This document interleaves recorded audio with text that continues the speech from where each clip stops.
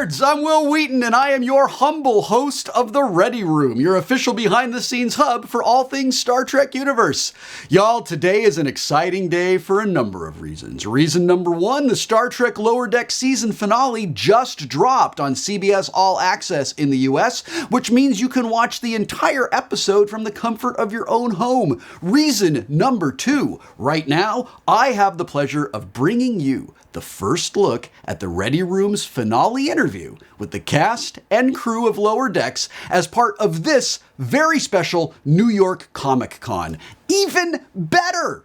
You can also watch the full Ready Room Lower Decks finale special later today for free, including even more behind-the-scenes content, as well as an update on Season 2. You can find all of that on CBS.com, YouTube, Facebook, and wherever you get your Ready Rooms.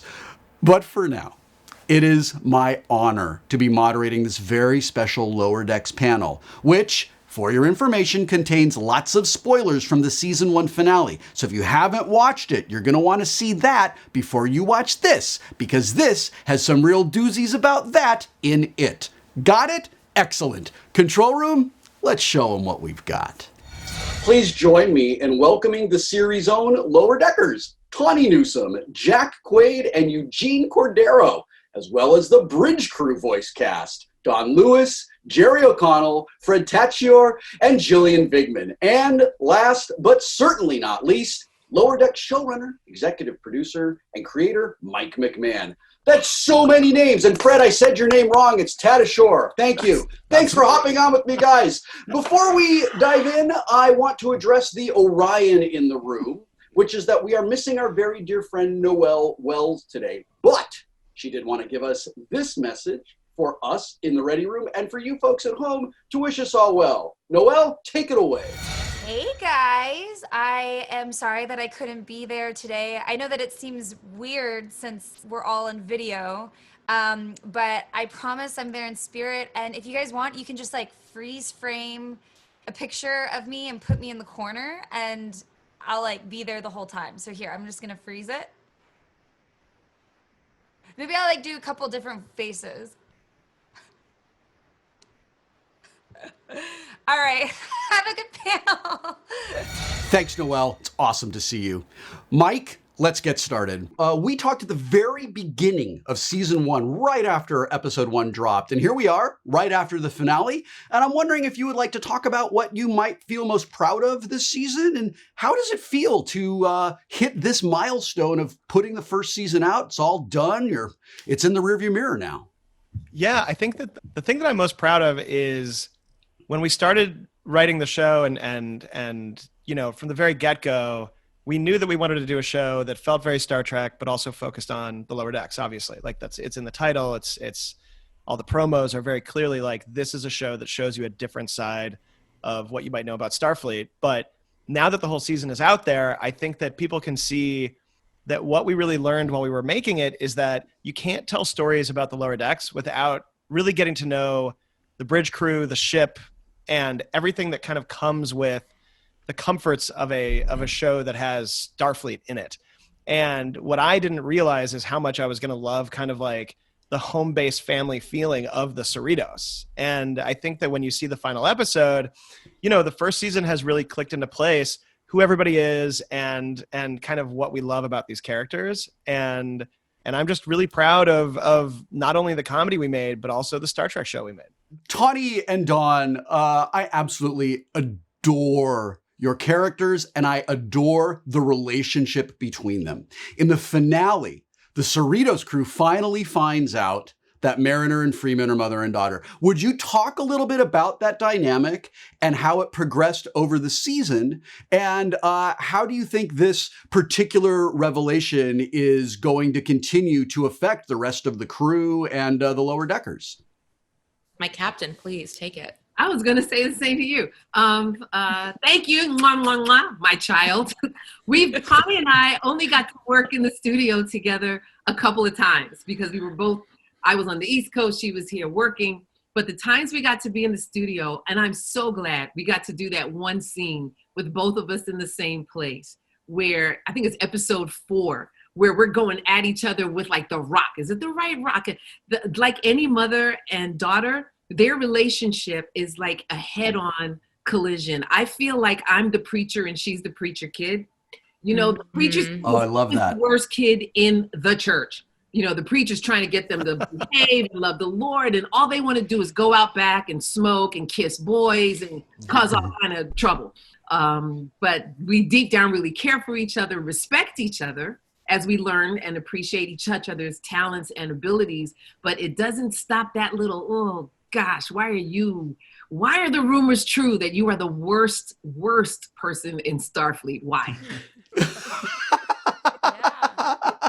I think it's interesting to see, you know, someone in Starfleet who cares about the ideals of Starfleet but isn't obsessed with rank and actively, you know, kind of tries to stay away from it because, you know, both of her parents have achieved great ranks and are, you know, Carol's a good captain. She may not be the best captain, but Carol's a good captain.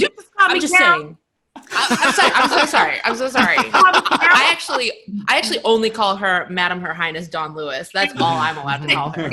That's correct. I think that's appropriate, honestly, for all of us. That goes for the whole Zoom. That's right. Yeah, but so I'm sure as a mother to see your kid who is talented in the skills that the job takes, but has none of the desire to do what you did, which is rise up in rank, command a crew, like someone who just wants to use her skills in a really like kind of limited capacity has to be so frustrating. And so watching that play out over the season, I mean, I love watching the fans who aren't sure who knows, like throughout as the episodes would air, I would notice fans like be like, okay, well, does Ransom know or does Boimler know? And so by the 10th episode, the fact that it's this big reveal for the whole crew is like my favorite because now she suddenly gets treated differently. Yeah. Jack, I want to talk a little bit about Boimler. Over the course of this season, it turns out that I heavily identify with him.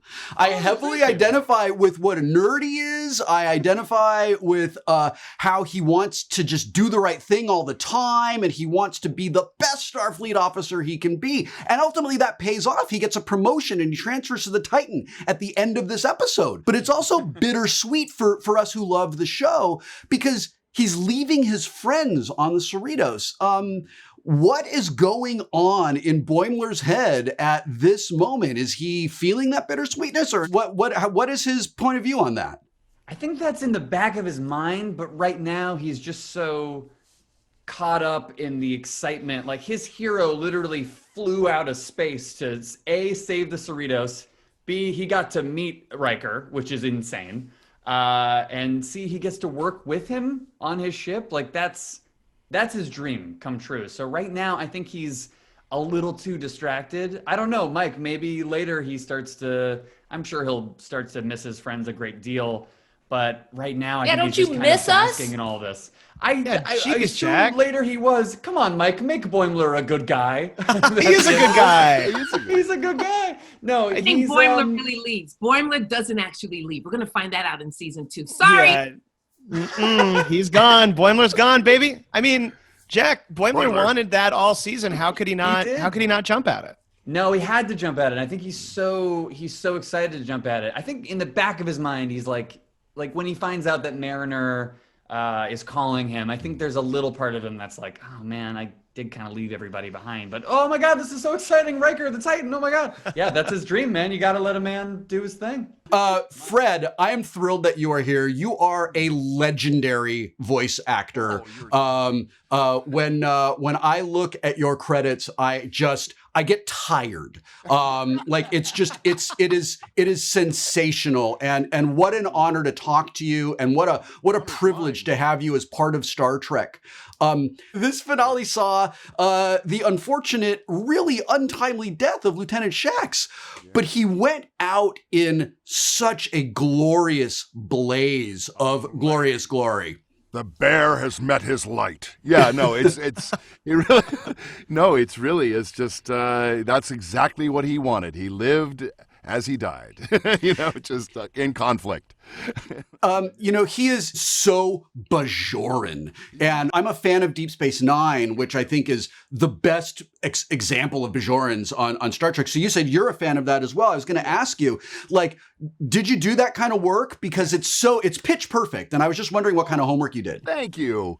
I'm a big Trek fan. I'm a big Trekkie and a big fan. So yeah, you try to do the research and try to. He's got the chip on his shoulder. He's got the let's fight. Let's not let tyranny rule. So yeah, that's his thing, and he just gets so apoplectic. He gets so distraught, and then to the point where like, I can't use this technology anymore. I'm tired of this. Destroy the warp core, damn it. I just love how angry he gets. But yeah, but he's got a good heart. We know that there are few things in the universe that are as impermanent as death is in the Star Trek universe. But I am wondering how it felt for you as an actor and fan when you saw that you were like making the ultimate sacrifice. And do you think that this was going to be permanent, or is this like a Star Trek death wink? I leave that to my friend Mike over there to explain all of that. But for me, again, it was, I can't tell you how many times my characters die in things. I have died so many times. That's really it. That's my job, is to die. And so this was one of those where it was like, when you get that in a character, what a great character to have played, and what a great scene for it to happen. So it's kind of, from a theatrical point of view, it's awesome. From a point of view where I want to stay in and all that, yeah, it's sad. You don't want to go, you don't want to leave. But it was just such a thrill to play out this guy, and to his inevitable end. I mean, even when he was blowing up the ship, he still had somebody in a headlock. I think he went down. He went down kicking ass. Well, not only blowing up the ship, but he's actually still fighting someone in the explosion. Like that wasn't enough. And cackling. Yeah, and cackling. Yeah. Yeah, I vote Shax for the new Kai. Do we need what's the timeline doing right now? Do we have a Kai currently? How does that work? Got to update the Kai. Well, I'll have to talk to the Star Trek folks. There's like all these Kai people that you have to go through all these Kai hoops with Bajoran stuff. Like we'll get talking. Okay. I got so choked up when Shax called him Baby Bear. When he called Rutherford Baby Bear, that just like melted me. I'll admit that was Jack. Me too. I got to say, me too. I was very glad that was part of the deal. Yeah. Yeah, I loved that. That was wonderful. And Eugene, I actually want to talk a little bit with you, and I want to talk a little bit about Rutherford right now. So Shax kind of saves Rutherford's life on this particular away mission, and in the process, Rutherford loses his memory. But it looks like he's already on his way to getting it back. So a couple of questions. First, do you think he will honor Shax's memory as a former bear? And second, what was your reaction to the intense Rutherfordness of it all in the finale? I mean, I thought it was amazing. I love the finale. And I feel like, maybe going into next season, there'll be a Shax setting on Rutherford's implant. Are you pitching that we can tap your way into Shax? I'm pitching that might be a possibility, but I was also told by Mike that yeah. Give me the app, damn it. There's a Shax app yeah. I don't work but I would love that. So I think he's going to be honored, and as far as the memories are concerned. But I was also told by Mike that I don't have to be there for season 2 because they're just going to use my audio from season 1 since Rutherford doesn't remember anything. Animation trick. Reuse the animation tracks. Yeah. Mr. Jerry O'Connell, I have known you longer than most of the people on this panel have existed in this world. We first met in 1985. We worked together in Stand By Me. I love so much that you are now part of my Star Trek family. I love this. I love that your wife is a member of our Star Trek family. Like, I'm crazy about it. I'm so excited for it. My question for you is, what is it like for you playing this bridge character, this first officer who was almost as cool as Wesley Crusher? Oh, dang. Will. It's so fun. It's just, he's. I mean, I really like. I come into our record sessions with so much confidence. You know, when I'm against him, I get like spring in my step. My cheek goes out a little more. I just become uber confident. It's fun to play that. Also, I mean, it's a fun character to play because while he's very dedicated to Starfleet, he's offensive, and we really try to, get through the world without offending anyone these days. And so it's sort of fun to come into a recording studio and get the green light to be just a little bit offensive. Gillian, fans have latched onto your character's hilarious grouchiness. Your character is very similar to Bones or even Pulaski on Next Generation. I understand that some fans are calling her Perlasky, which I think is adorable. How much fun are you having playing that particular side of this Cation doctor? I am naturally a rage-filled, angry, bitter person. So it has been a wonderful conduit to let it come out in this Perlasky / Dr. Tana / Bones-like character. Let me say, secondly, I also think she's got a heart of gold, as angry and bitter and what I will become when I move to Maine in 5 years. I feel like this is a person who she puts her money where her mouth is. Like, she really loves what she does. And sure, she's angry and a little bit mean, but that's only because she wants everyone to do it or get it done the right way. She's saving lives, for F's sake. Mm-hmm. Control Room is telling me that we have an unannounced guest arriving right now. I hope that you will all join me in welcoming a man who loves to show up at the last minute in the final episode to get us all across the finish line. Please welcome my friend, my colleague, Jonathan Frakes. He's here in the ready room to spend a little bit of time with us today. Hi, Johnny. WW. Look at Jerry. Jack. Jack, are you okay? Are you feeling all right? I'm out so hard right now. That was a good surprise. Normally, Wow. marketing surprises are stupid. This was great. This is a good one. Unbelievable. Guys are a riot. 100%. On your Zoom meeting for an hour. You were there the whole time? We would have sped it up if we knew there was a treat coming. No, it was a blast to not have to say anything stupid. Johnny, I don't know if you are aware of this, but now that you have appeared on Lower Decks, you have maintained and extended your record for appearing in more Star Trek series than anyone else. And we're not even talking about Thomas Riker. This is just William Riker. I would love it. Would you please talk about reprising your role as Riker for Lower Decks and how this guest spot with you and Marina showed up and how that came about? Mike McMahan made it happen. We were at a sushi bar in Toronto. He asked me if I wanted to be on the show. I said, of course I wanted to be on the show. And then when I got to go into the studio, he encouraged me to do what I wanted to do for 35 years, which was let Riker be a wild, insane character. So it's like, you know who I am. I do. Not Mike Riker. Riker's a lot more serious. Mm-hmm. So this has been a blast. And Jack Quaid, you didn't even mention to me that you knew this was happening. Yes, I did.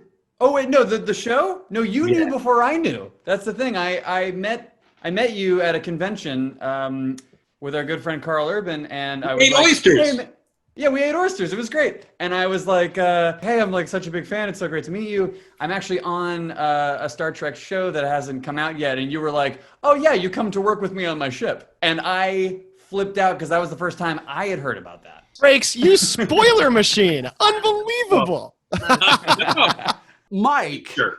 when you were working on TNG Season 8, did you ever, in your wildest dreams, imagine that you would write for the actual William Riker on an actual Star Trek show?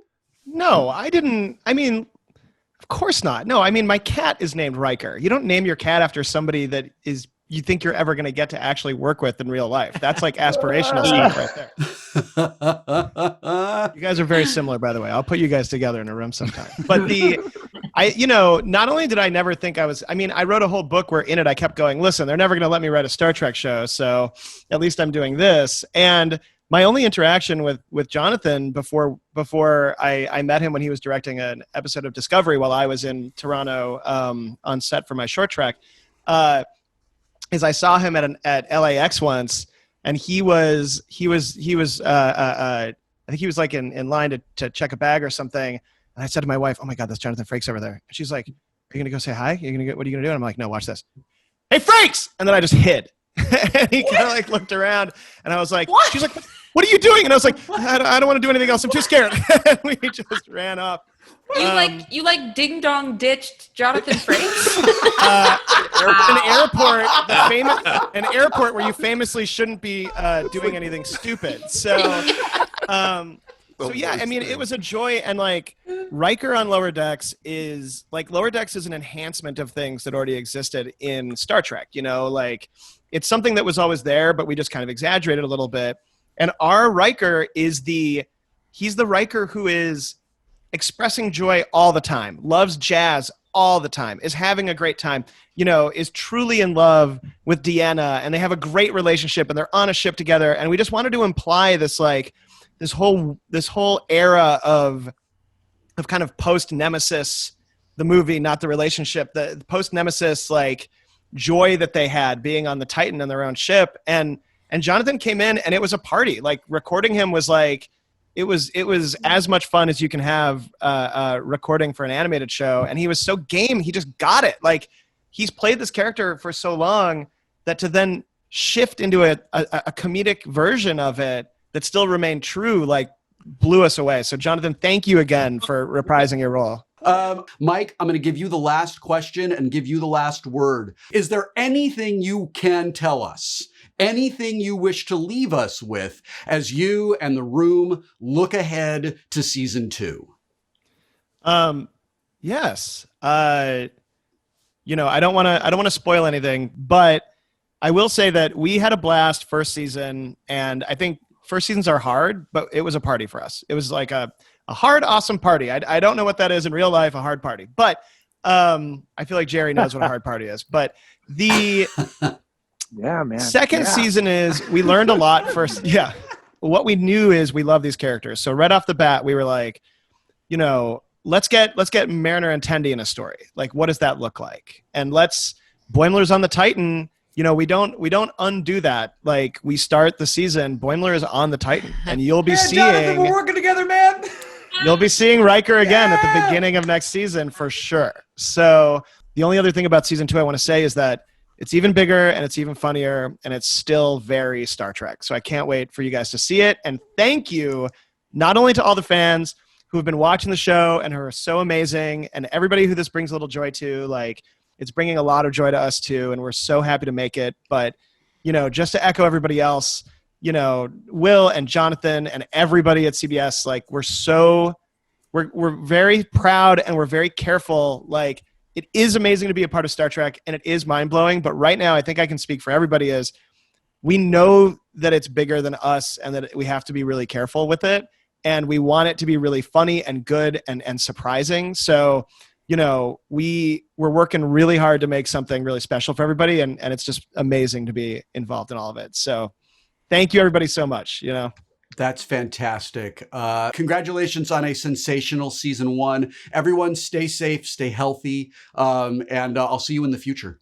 See you in the future. Bye. Hi, everybody. Bye. Miss all of you. So good to see you guys. Thanks. That was great, you guys. That was great. And I didn't even have to see it to know that. I just know that it was awesome. So good job, everyone.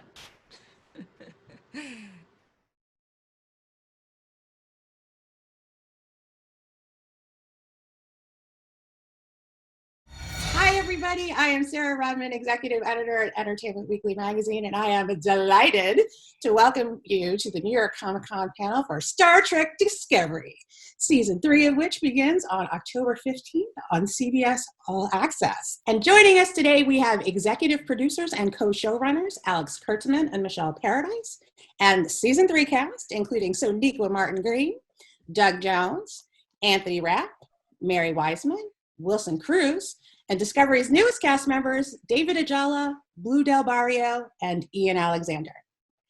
I'm so excited to see you all. Thank you so much for being here. But before we get started, Sonequa, I believe you had something that you wanted to share with everyone. Yes, I do. We've got a little something for you. We have a sneak peek of the first episode.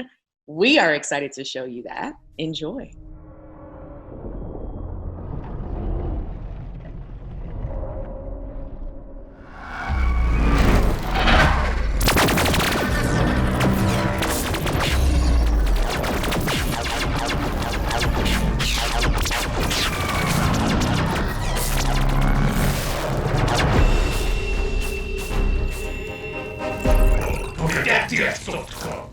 Little busy here, Cosmo.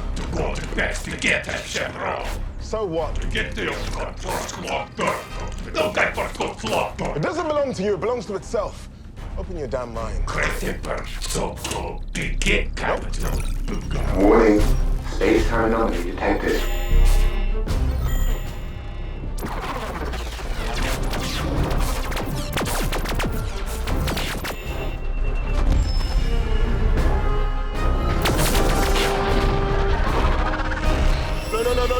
No!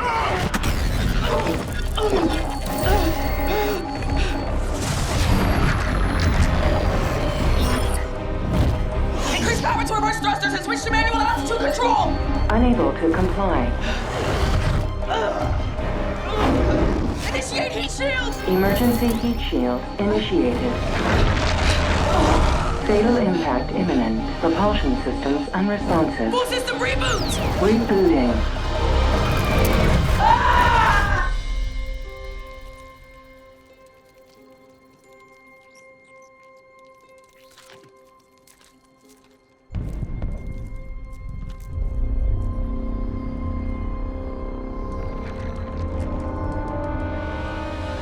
Rebooting. Rebooting. Reboot complete. Increase power to reverse thrusters and activate impact shield!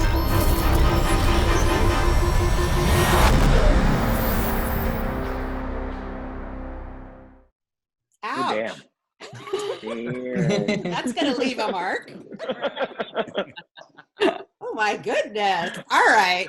Well, that's very exciting. Okay, Alex and Michelle, I want to start with you. First of all, congratulations to all of you for having a show to premiere this fall. Truly, congratulations. Because there are many people that are not able to say that. And I know you guys worked up right up and maybe a little past post-production wise in quarantine. Like you guys were right on the cusp there, right? In terms of production, we wrapped 10 days before the lockdown. And wow. Honestly, the reason that we are able to premiere at all is because we have the most heroic post-production team in the world who figured it out, who, took literally the editing rooms, the mix stages, the visual effects into their living rooms with their families and their dogs running around all the time and managed to figure out a way to do the work. So they deserve huge, huge shout out. Let's give them a round of applause, Joe, because that is really, really impressive. And so I want to talk to all of you about this because you have this opportunity now. You have given yourself an open door to literally go anywhere. And I'm curious, when you all were ending season 2 and having these great sort of emotional moments with one another and realizing that you were sort of leaving what the show was before behind, how sort of at the same time excited were you for this blank slate basically that you have in front of you? Wilson, let's start with you. For me and for Hugh, I think at the end of season 2, you realize there's a number of things. One is that staying behind isn't an option, because everything that he loves and knows is leaving. And he realizes another thing, which is he has an opportunity here to really have a second chance at life. And I think because of that, he really steps up. So, I think for Culber and for me, it was an opportunity for true resilience and for a second act. Yes. And Anthony, I want you to follow up on that a little bit, because you guys had this great sort of romantic, dramatic, intense thing happen, like a good thing. But now you're going into this whole new world and we don't know what's going to happen for you. And we worry a little bit about a happy couple being a boring couple. So. Sure. I mean, it was happy and romantic, and I was sort of in a coma. So, yes, the best way.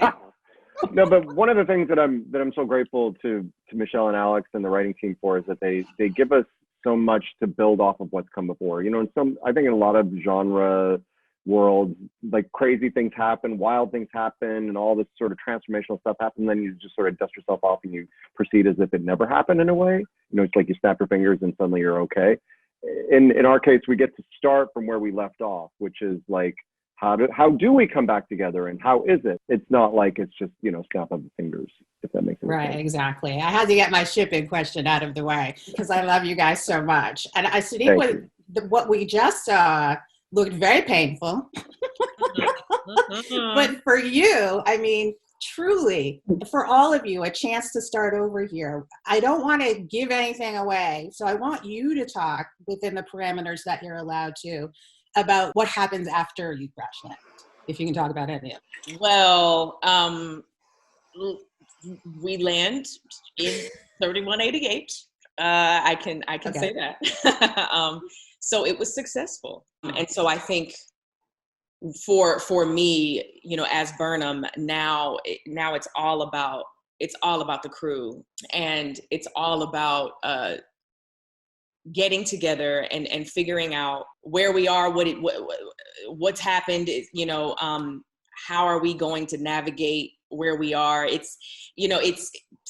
sounds simple, but it's so profound. Where are we? What are we going to do? Who are we going to be? What does this future look like? I think, the geniuses in all of us, the scientists in all of us are excited to see what this future looks like. But then at the same time, we want to know what this future looks like beyond science. And that's probably about all I can say.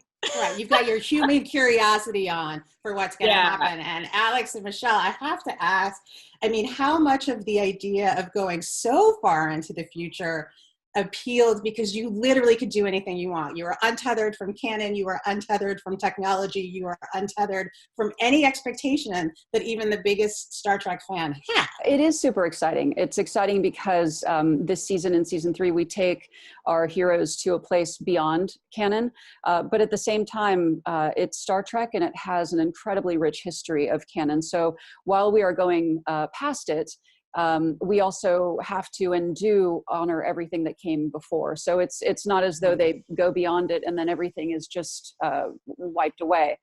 There's so much of the history and what we're exploring in our new present day. It's just that things are not exactly as we might expect them to be. Yeah, I mean, just as a fan, it's exciting to not have any expectations, to not know, oh, this is what they're going to do here because this is what happened in episode 6 of the first season. Like, anything is possible. And speaking of anything being possible and us not knowing, Doug, some eagle-eyed fans who watched the trailer have a question about, is it the captaincy? Is that the correct word? Discovery. Do we know who the captain of the Discovery is in season 3? Well, we don't know right away. And yes, there are fans out there who watched the trailer and then paused everything and did this to look to count the pips and look at the stripes and look at the but I shouldn't be the one to confirm or deny anything. But I can say that the captain's chair is open and it's a big question, and that Burnham and Saru are both equally capable and qualified for it, and both equally wanting the other one to have it. And the other question remains, when we get to the future, is the Federation intact, and is it in a place where they would assign us a captain from the future, or do we self-govern that? All those questions remain into those first couple episodes. That's a really good thing that you bring up, since we're so far in the future and it is not clear from the trailer. There is a hint about sort of the Federation. And I love Sonequa at one point when you turn to with David, you're like, what's the burn? What's the burn? Like, I want to know what the burn is, and I'm 100% sure that you can't tell me. Can anybody tell me what the burn is? Thick burn, bro. It hurt. A lot of us didn't know what it was until we shot it and found out the answer ourselves. Clearly, this is a big event, and Doug, to your point, it is so far in the future that things have changed significantly. So I hadn't even thought of that things might be so different that you guys could not be sort of up to snuff even to be the captain, perhaps, so far into the future. And Alex, that actually reminds me, I wanted to ask about technology, because here's an opportunity to really go all out. Like, was sort of like the sci-fi nerd in you, like, we are going to come up with the craziest things possible because we have 1,000 more years to work with? I mean, yes, we always want to come up with the coolest ideas, and we usually try to come at them from a place of how is this playing a part in our story. So usually the technology comes from a need that the story is telling us it wants to deliver. The temptation is that you could do anything, right? The temptation is that you can just like say that anything's possible and the laws of physics don't apply anymore and all of these things. And I think that while the crew definitely goes into a world that has a tremendous amount of technology they've never seen before, it was also equally important for us to have it feel grounded. So some of the technology that they find is actually the evolved versions of technologies that they're already familiar with. And that, I think, keeps it grounded in the language of Star Trek. That this is sort of the natural extrapolation of things that we might recognize, that they might recognize in their world, but it's just so far advanced. Yeah, but then they'll have a sense of wonder too, right?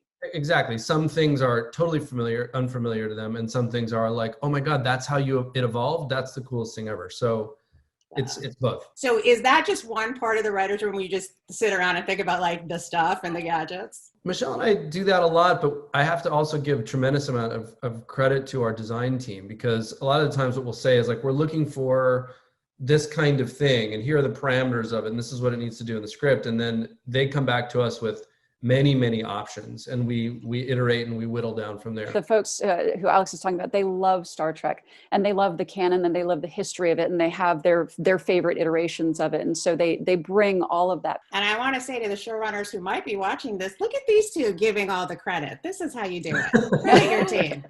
I'm just saying, it's a team effort.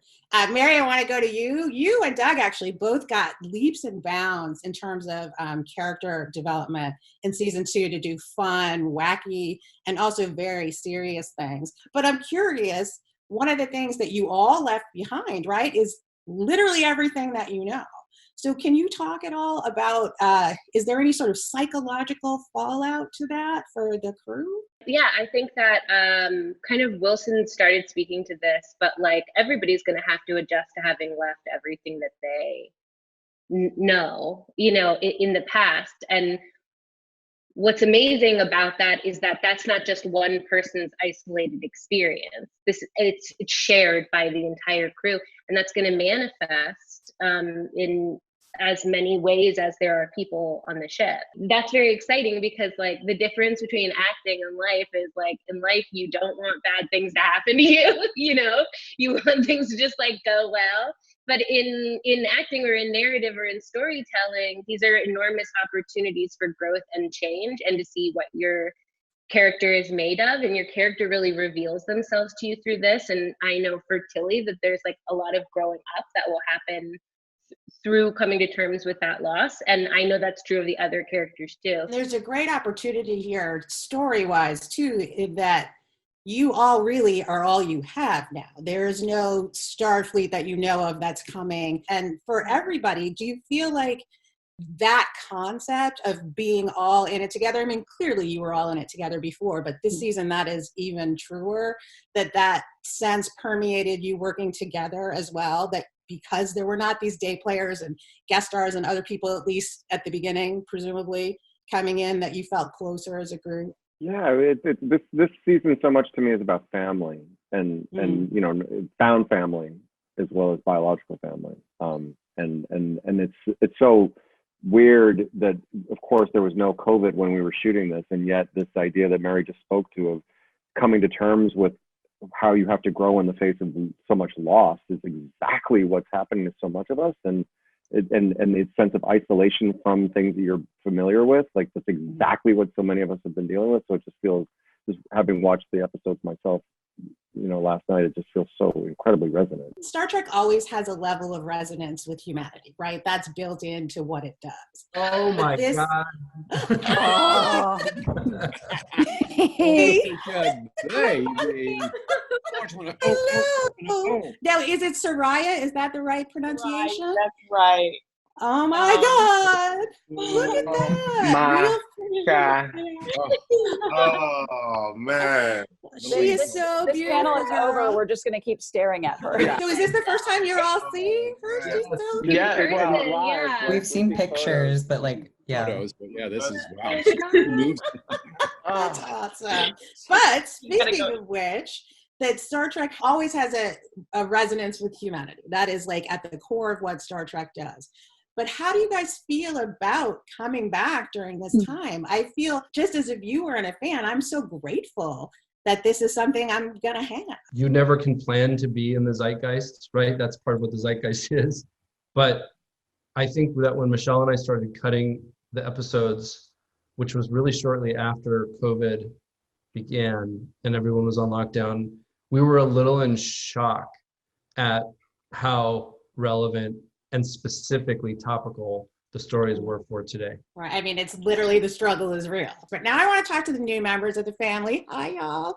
Let's start with David. David, we get to see you in the trailer, so we're not giving anything away there, that you and Michael Burnham encounter one another. Oh, all good. Mr. Cleveland Booker is going to be your introduction into the new world, into the future. He's similar to the other characters. He has left his past and is rediscovering his identity in the future and his purpose. But he's doing it on his Jack Jones. That is English Cockney rhyming slang for on your ones. Doing it by yourself. Had you previously been a Star Trek person? It's actually quite a fancy story. I worked with Sir Patrick Stewart. We worked at the Royal Shakespeare Company together, and we worked on Hamlet, and then we also did the film version of it. And I remember his conversations speaking with the cast and how fondly he spoke of his time on Star Trek. So my introduction to watching Star Trek was through Patrick Stewart's recommendations. That is a really fancy story. Good for you. I just feel being part of this franchise, this time and this moment, I'm in the right place at the right time, and I'm very thankful for it. All right. I like it. All right, Ian, on to you.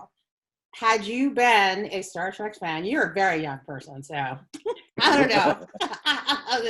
So I am 19 years old, so I was not born or even conceived of when this show began. Lord, here we go. However, my parents are of the generation of they also were fans of Star Trek. So I sort of had a bit of introduction to Star Trek: The Next Generation when I was younger, but I don't remember too much of it just because I was a young kid. So I am still learning so much about the very, very expansive, amazing universe of Star Trek, and I can't wait to learn more.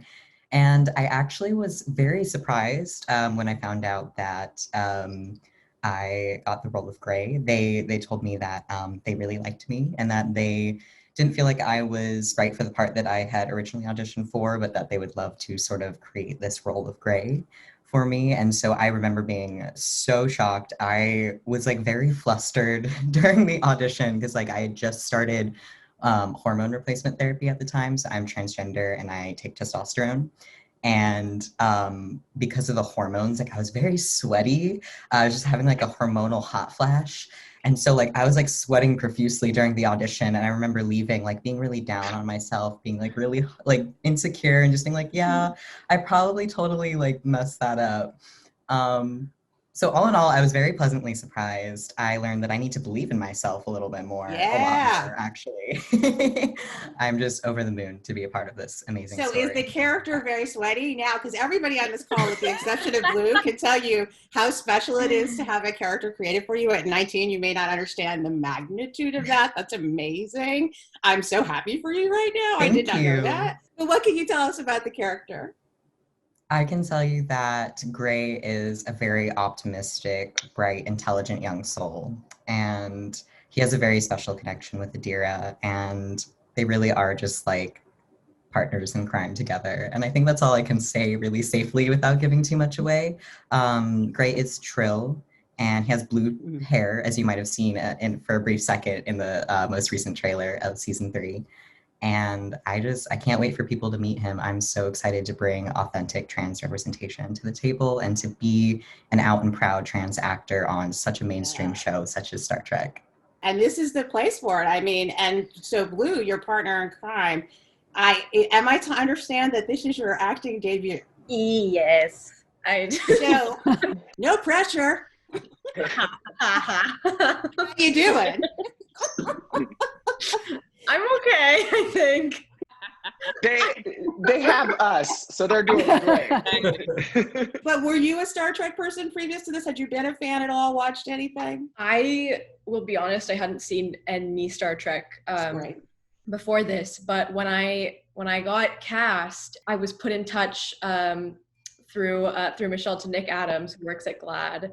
And Nick is a massive Star Trek fan, so he immediately sent me like any episodes and any like branches of the series that had any queer content, any Trill content, stuff that would be good for me to watch. We heard a little from Ian. What can you tell us about Adira?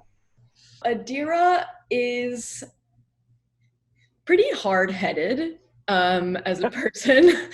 A little bit, very introverted, and they have a select few people that they feel comfortable with, and it's a small group. And at their start with Discovery, I mean, it's pretty much just Gray. Gray is their person. Gray is the person they go to for everything. This is not me saying the rest of you are old. You're all youthful and beautiful. But how great is it to have these young folks around in this energy? I can feel it through the Zoom. Like for the folks that have been around for a while, like it's good, right? I was there for Blue's very first shot because it was in the episode that we did together, and you would never in a million years know that Blue had never set foot in front of a camera before. They were so incredibly focused, poised, ready to go. If there were nerves, they were in no way interfering. It was so inspiring. And then to be witness to the beautiful work that they did the rest of the season has been one of the great joys of being a part of this past season.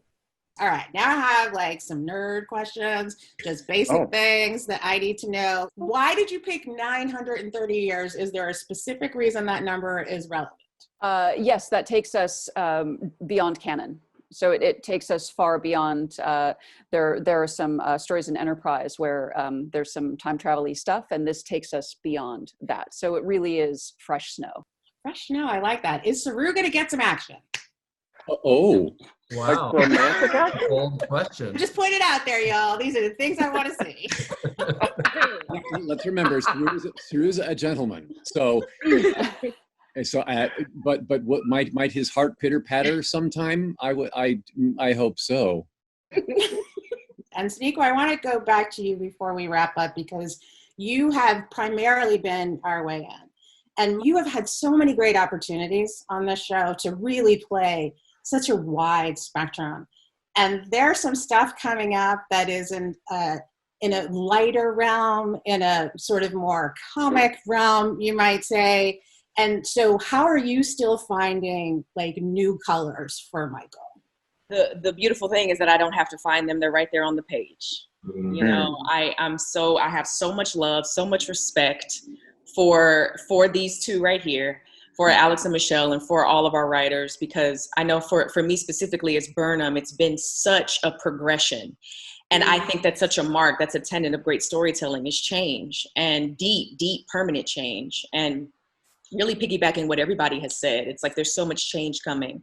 And I love that I have been able to mature and to touch on an earlier question that you had in terms of like the time that we're in right now, this world, and how we think season 3 will relate to it or could relate to it. I don't know. To me, I've been thinking a lot about this. It's about love and choice, because these people chose each other, as we know, as we've been talking about.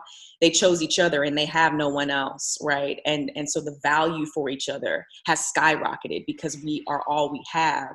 And I think that that's what we have to do now. And so we have to choose each other. We must choose each other because we don't have anyone else. All we have is each other. And so people watch this and they've been watching it, and they have an opportunity to love these characters and love these characters that are so different from themselves, and what you give your attention to is what you desire. So my hope and prayer is that people will desire to choose each other from this. And it's such an honor and a blessing to be a part of it. Yeah, it's so great. And just looking at this grid, one of the things about this moment and being stuck inside these boxes is it's really revealing about the worlds of the places that we talk about on television. We have these Zoom panels and discussions and we all come together. But this is Star Trek to me, like this tableau. And Sonequa, you and I talked 3 years ago about how impactful it was. I mean, for me as a Black woman to see you in this character and, you know, being able to see it, to be it.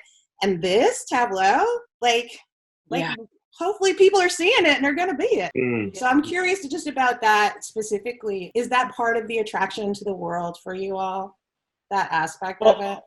Well, this is the world, right? I think this, you know, what amazes me about this conversation about diversity and about being seen in our media and on our screens is that, you know, we're not doing anything difficult here. What we're doing is reflecting the world as it exists.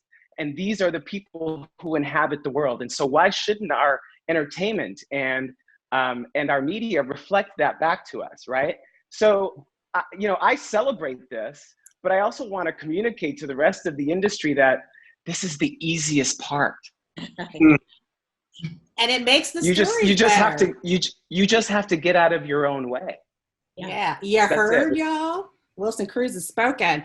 I can't thank you all enough for being here today. And I'm sure everybody that's out there at New York Comic Con who has been watching has been so grateful for you all being here today. I am so excited for the show coming back on CBS All Access on October 15th. And before I release you all back into the wild, I believe I need to throw it to Alex for a special announcement in the Star Trek universe. Thanks, Sarah. In August of 2018, I will never forget the magic of standing on stage in Las Vegas and seeing everybody's smiling faces looking up from the audience when we announced Patrick's return as Captain Picard. Now, even though we can't all celebrate in the same space today, we do have another big announcement for you. And to help me, I'm joined by Dan and Kevin Hageman, our showrunners for Nickelodeon's Star Trek Prodigy. Hi, guys. Welcome. Hey, Alex. Hello. Thank you. Hi. Yeah, absolutely. Why don't you remind our audience what Prodigy is all about? What we can say right now is Star Trek Prodigy follows a group of kids who discover a derelict Starfleet ship and use it to search for adventure, meaning, and salvation. Now, these kids were going to get some much needed help from someone who has experience navigating through uncharted territory. Someone who inspired a recent generation of real life kids to become extraordinary adult leaders in the world of politics, music, science, astronomy, just to name a few. This captain was asked to embody an inhuman level of perfection in order to be accepted as good enough to the doubters, but showed them all what it means to be truly outstanding. We can think of no better captain to inspire the next generation of dreamers than this one. Permission to come aboard? Ladies and gentlemen, the star of Star Trek Prodigy, Kate Mulgrew, as Captain Catherine Janeway. Welcome home, Kate. Virtual greetings, and well done you, Alex Kurtzman and the Hageman brothers, for having the foresight to understand that Star Trek will captivate the imaginations of young people. And when Alex Kurtzman called me over a year ago now, I think, to propose this idea, I have to tell you that I was at first a little bit uncertain. After all, I had played her for 7 years in 4.5-inch heels. I had invested every scintilla of my being in that woman. And I thought, an animated version of Janeway? I don't know. But even as I was talking to Kurtzman on the phone, long dormant longings to restore her started to stir. And I thought, this will be heavenly. I can go into a recording booth, which I love to do. I can now endow her with nuances that I didn't do before, because I will have the privacy and freedom of a recording booth. And we can take it to unlimited places. And then I thought, I was the first female captain, and now I'm going to be the first children's captain. And what on earth could be better than that? So then Dan and Kevin Hageman, who are geniuses, you should know, you just saw them, I can assure you they are bona fide geniuses, sent me the animatics and the scripts, and I was dazzled. So I jumped in, and I thought to myself, this is going to be an extraordinary adventure. How thrilling to be able to introduce to these young minds an idea that has elevated the world for decades. And to be at the helm again in that way is, I think, going to be deeply gratifying in a brand new way for me. So I'm ready to go, guys. This is going to be a wonderful adventure, and I'm so glad you're on board with me. And I hope you're equally excited. Are you? Oh my God, are you kidding me? We're sitting here with just joy radiating out of us. We're so excited. We're so excited, Kate. I was about to say I'm over the moon, but I'm like, that's not far enough. I'm much further. I'm over galaxies. I think it is true about the children. And by children, I'm saying we're talking about a demographic 5 to 15 and their parents and their grandparents. I mean, it's going to be a living room full of generations watching this. But I think those little sponges, those little minds are going to go, we love this. And to be able to do that again, anew, is absolutely delightful. So I'm not only excited, I'm completely committed. I've already started recording and enjoyed it enormously. I got the next 4 scripts, which are increasingly better. You guys are really marvelous. And Alex, thank you for having the foresight to understand that children will absorb this as it has never been absorbed before. Honestly, I couldn't be more excited. This is the secret that we've been holding on to for almost a year. So to be able to finally tell everybody is a huge, huge deal. I think particularly at this moment when we need great leaders in the world, particularly great female leaders, to have you here representing Star Trek is an extraordinary thing. And it was very interesting to us and very telling that all the female writers on Star Trek Prodigy, when they heard the possibility of you coming back, came to us all and lobbied hard to say, what can we do to bring her back? Because she was such an inspiration to us, and she's the reason we're here. So we are thrilled. I know that delights me, of course. Yes. Yes. I think that Janeway meant a great deal to women, particularly female scientists. And now that I'm going to enter into those young minds, I'm excited in a new way because, they're very smart, gentlemen. Let us not underestimate for one moment the level of intelligence. The imagination in youth is extraordinary. So to know that I've got you guys with me and that we're going to elevate this thing together makes me very happy. I'm really excited to get going. So this lends an entirely new meaning to Red Alert. So shall we? Red Alert, engage.